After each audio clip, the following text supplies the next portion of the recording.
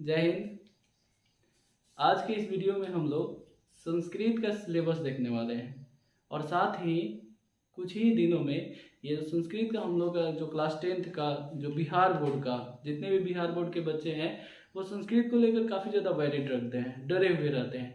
कारण भी है क्योंकि वो शुरू से संस्कृत तो पढ़े हुए नहीं रहते हैं और एग्ज़ाम इतना ज़्यादा नज़दीक होता है, फिर वो बहुत ही ज़्यादा डरे हुए रहते हैं और सोचते हैं कि संस्कृत कैसे पूरा किया जाए, परंतु संस्कृत इतना कठिन है नहीं।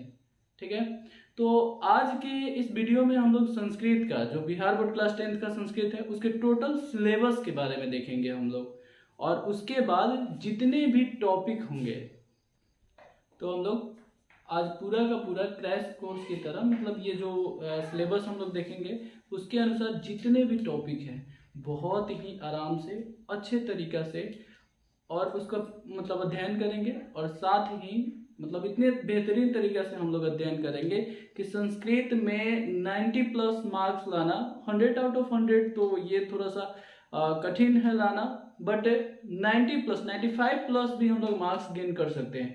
जो भी बच्चे बिल्कुल भी संस्कृत नहीं पढ़ रहे हैं वो भी बिल्कुल डरेंगे नहीं, तुरंत ही हम लोग सारे के सारे जितने भी उसमें टॉपिक हैं सारे के सारे एकदम बेहतरीन तरीके से उसको कवर अप करेंगे। बस कुछ समय आपको संस्कृत को भी देना है, ठीक है ना, क्योंकि प्रत्येक सब्जेक्ट जो है वो सभी के सभी 100 मार्क्स आपको देते हैं। मैथ और साइंस तो है ही, बस उसके साथ साथ हम लोग को संस्कृत पर भी ध्यान देना है और काफ़ी एग्जाम नज़दीक हो गया है इसलिए संस्कृत पर भी ध्यान देना अति आवश्यक है। तो हम लोग सिलेबस को सबसे पहले समझते हैं कि क्या क्या एग्जाम में पूछते हैं, उसी के अनुसार हम लोग टॉपिक को भी जिसका वेटेज ज़्यादा होगा उस टॉपिक को हम लोग कवर अप करेंगे, ठीक है ना। तो जैसे कि हम लोग जानते हैं कि हम संस्कृत जो होता है 100 मार्क्स का पूछा जाता है, ठीक है ना। जो हम लोगों को संस्कृत व्याकरण और संस्कृत पुस्तक जो पीयूषम है हम लोगों का भाग 2 जो क्लास 10th के लिए आता है उसमें से भी और संस्कृत व्याकरण से भी बहुत सारे अधिकांशतः प्रश्न पूछे जाते हैं। तो अगर हम लोग सिलेबस देखें और मतलब टॉपिक वाइज अगर उसके वेटेज देखें कितने मार्क्स के आते हैं तो ये देखकर हम लोग पता कर सकते हैं, ठीक है ना। तो जैसे कि हम लोग को पता है कि कोरोना के बाद जो हम लोग का एग्जाम शेड्यूल जो चेंज हुआ है उसके अनुसार अगर देखें तो प्रत्येक सब्जेक्ट में जो 100 मार्क्स का है सब्जेक्ट यानी सोशल साइंस और साइंस को छोड़कर जिसमें प्रैक्टिकल नहीं है 100 मार्क्स के हैं उसमें 50 ऑब्जेक्टिव्स कर दिए गए हैं। वस्तुनिष्ठ प्रश्न 50 पूछे जाते हैं, जो 100 पूछे जाते हैं जिसमें से आपको 50 ओनली 50 बनाने होते हैं, जो हमारे लिए काफ़ी ज़्यादा फायदेमंद होते हैं। जो भी बच्चे अगर थोड़ा सा भी अच्छा से अध्ययन कर लेते हैं तो 50 नॉर्मली जो है उनको मार्क्स मिल ही जाना है, ठीक है। देन ये 50 मार्क्स जो होते हैं ये 50 मार्क्स दो तरह से हम लोग के पुस्तक से भी जो पाठ्य पुस्तक है उससे भी और साथ में हम लोग का जो ये व्याकरण का आप लोगों के सामने जो हम लिस्ट बनाए हुए हैं इन सभी टॉपिक से भी पूछे जाते हैं, ठीक है ना। तो अगर 100 मतलब 50 ये जो 50 क्वेश्चन है इसको अगर आपको कंप्लीट करना है उसको सॉल्व करना है तो ये आपको अच्छी तरह से थोड़ा सा जानना पड़ेगा, ठीक है। इसको भी बताएंगे, लेकिन अभी देख लेते हैं कि सिलेबस में क्या क्या और कितने मार्क्स के पूछे जाते हैं। तो सबसे पहले हो गए हम लोग के वस्तुनिष्ठ प्रश्न जो 100 क्वेश्चंस पूछे जाते हैं जिसमें से मात्र 50 बनाने होते हैं जो 50 मार्क्स के हो जाते हैं और ये जनरली सभी के सभी बच्चों को 50 मार्क्स मिल जाते हैं, ठीक है ना। उसके बाद अगर आप लोग थोड़ा सा ध्यान दे देते हैं तो ये आता है अपठित गद्यांश। अपठित गद्यांश जो होता है जो आपको गद्यांश दिया हुआ रहता है जिसमें से आपको पढ़ना होता है और प्रश्न जो है उससे संबंधित रहता है और उसके उत्तर देने होते हैं। तो ये बहुत ही सिंपल होता है। मान लीजिए कि ये वाला जो अपठित गद्यांश होता है वो आपको फ्री में मार्क्स मिल जाते हैं क्योंकि जो ऊपर लिखा हुआ है उसको पढ़ना है और उसी के अनुसार हम लोग को उत्तर देना होता है। आप लोगों को तरीका भी बताएंगे, उत्तर लिखने का तरीका भी बताएंगे, आप लोग बिल्कुल निश्चिंत रहेंगे, ठीक है। जिसमें 13 मार्क्स से पूछे जाते हैं आपके मतलब जो प्रश्न पुस्तिका रहेगा जिसमें 4 गद्यांश दिए जाते हैं, 4 गद्यांश यानी आपको 2 गद्यांश बनाने होते हैं अथवा करके 2 गद्यांश दिए हुए रहते हैं। जो पहला गद्यांश रहता है उसमें 3 टाइप के प्रश्न पूछे जाते हैं। पहला रहता है हम लोग का जो लघु उत्तरीय रहता है, एक शब्दों में उत्तर देना होता है, एक पद में उत्तर देना होता है। दूसरा होता है जो पूर्ण वाक्य में उत्तर देना होता है, बिल्कुल ही आसान है, उसमें से आसानी से हम लोग को जो गद्यांश दिया रहता है उसमें आसानी से हम लोग को प्राप्त हो जाता है। उसके बाद एक आता है शीर्षक लिखने के लिए, जो गद्यांश दिया रहता है उसका शीर्षक लिखना होता है। ये भी हम लोग जब बहुत सारे प्रैक्टिस करेंगे उसके अनुसार हम लोग का ये भी कंप्लीट हो जाएगा। दूसरा जो गद्यांश रहता है जिसमें एक पद में उत्तर देने वाले और दीर्घ उत्तरीय यानी पूर्ण वाक्य में उत्तर देने के लिए जो आता है, ठीक है ना। और इसमें गद्यांश जो शीर्षक गद्यांश का शीर्षक जो होता है इसमें नहीं पूछे जाते हैं, ठीक है ना। तो कुल मिलाकर ये हम लोग के हो जाते हैं अपठित गद्यांश से 13 मार्क्स प्राप्त हो जाते हैं, जिसमें से 50 ये मार्क्स हो गए, ये 13। बिल्कुल ही सिंपल है, बिल्कुल सिंपल है, आसानी से हम लोग इसको प्राप्त कर सकते हैं।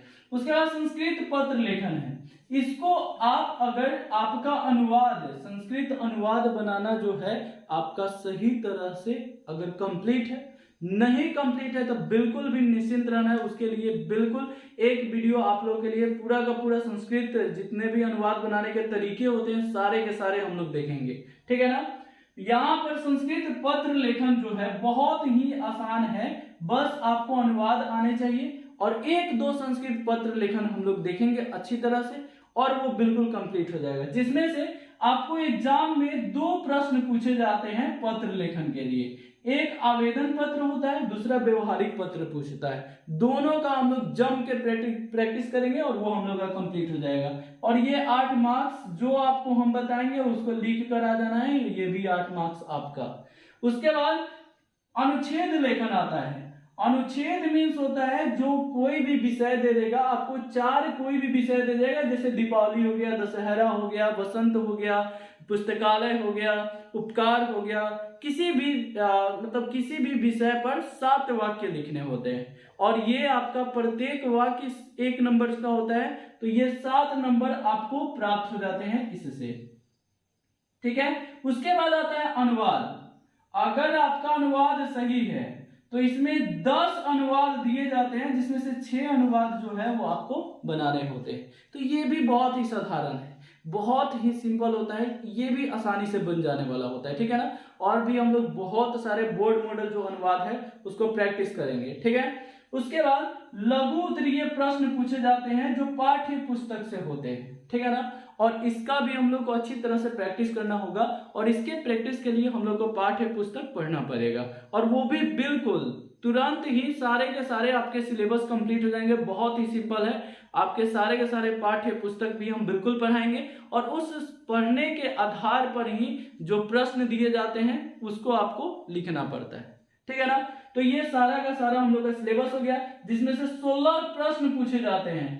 आपको मात्र 8 प्रश्नों के उत्तर देने होते हैं और 2 मार्क्स का प्रत्येक प्रश्न होता है, तो ये 16 मार्क्स हो जाते हैं और इस प्रकार से हम लोगों का 100 मार्क्स संस्कृत में तैयार हो जाता है। बहुत ही सिंपल है, बहुत ही सिंपल है संस्कृत। बस समझ लीजिए कि आपका थोड़ा सा मेहनत और काफी ज्यादा आपका नंबर जो है वो ग्रोथ कर सकता है। उसके बाद संस्कृत व्याकरण।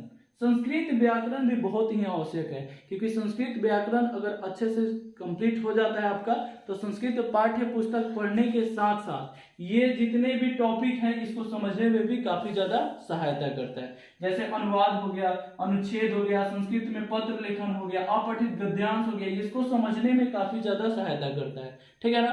तो हम लोग जो है एक एक करके और इस जितने भी टॉपिक आपको दिख रहे हैं जो हम लोगों के लिए बहुत ही ज्यादा महत्वपूर्ण है, उसको हम लोग एक एक करके सारे के सारे टॉपिक को कंप्लीट करेंगे। और साथ में बिल्कुल भी आपको संस्कृत के लिए वैलिड होने की आवश्यकता नहीं है, इतना सिंप्लीफाई, इतना आसानी तरीके से आपका कंप्लीट कराएंगे कि बिल्कुल भी आपको कोई भी समस्याएं नहीं होगी। आप बस सिर्फ वीडियो देखकर ही और काफी ज्यादा मार्क्स गेन कर सकते हैं, ठीक है ना। बस थोड़े सा प्रैक्टिस की आवश्यकता है, ठीक है ना। और क्लास में जितने भी टॉपिक हम पढ़ाएंगे यहीं पे आपको रिमेंबर याद हो जाएगा, अलग से आपको प्रैक्टिस करने की कोई भी आवश्यकता नहीं होगी, ठीक है ना।